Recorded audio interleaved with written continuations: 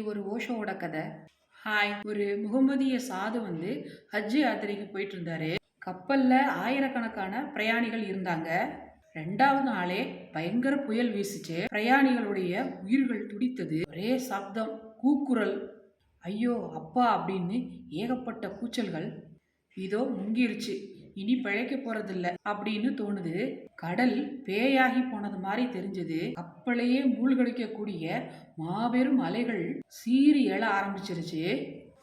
கப்பலே சிறுசா தோண ஆரம்பிச்சிருச்சு. கேப்டன் உறக்க கத்த ஆரம்பிச்சிட்டாரு. லவுட் ஸ்பீக்கர்ல உயிர் பிழைக்கிறதுக்காக லைஃப் போட்டுகள் கடல்ல இறக்கப்பட்டுச்சு. படகோட்டிக ரொம்ப தீவிரமாயிட்டாங்க. எல்லாருமே நடுங்க ஆரம்பிச்சிட்டாங்க.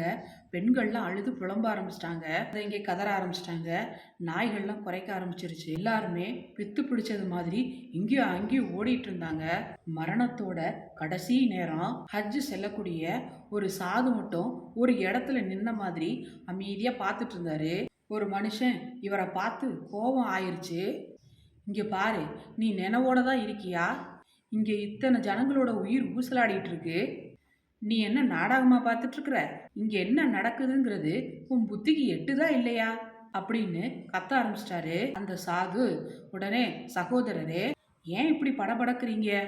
உங்க பதட்டத்தினால இந்த சூழ்நிலையில இருந்து தப்பிச்சிட முடியுமா?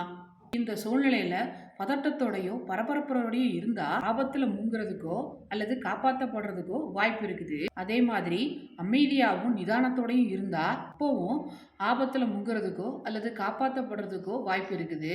நான் இதுல 2வது தேர்ந்தெடுத்திருக்கிறேன். பதட்டத்தோடையோ பரபரப்போடையோ இருக்கும்போது எந்த விதமான தப்பிக்கிற யோசனைகளும் உங்களுக்கு வராது. ஆனா நிதானத்தோட அமைதியா இருந்தா ஏதாச்சும் நல்ல விதமான யோசனைகள் உங்களுக்கு தோணலாம். அதனால தான் நான் நிதானமாக அமைதியாக வேடிக்கை பார்த்துட்டு இருக்கிறேன்.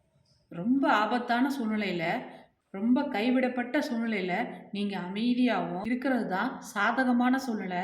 எந்த துக்கமும் உங்களை வருத்தப்பட வைக்க முடியாது. உங்களுடைய செயல்களை பரமாத்மா கிட்ட ஒப்படைச்சிடுங்க. கப்பல் உங்கள் கட்டுப்பாட்டில் கிடையாது, கடலும் உங்கள் கட்டுப்பாட்டில் கிடையாது.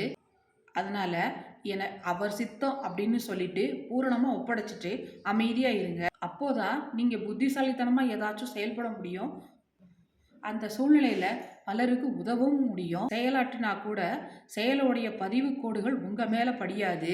செயலை செஞ்சுட்டு பலனை இறைவன்கிட்ட ஒப்படைச்சிடுங்க. அதுக்கப்புறம் நீங்கள் தண்ணியில் ஒட்டாத தாமரை மாதிரி ஆயிடுவீங்க அப்படின்னு சொல்கிறாரு.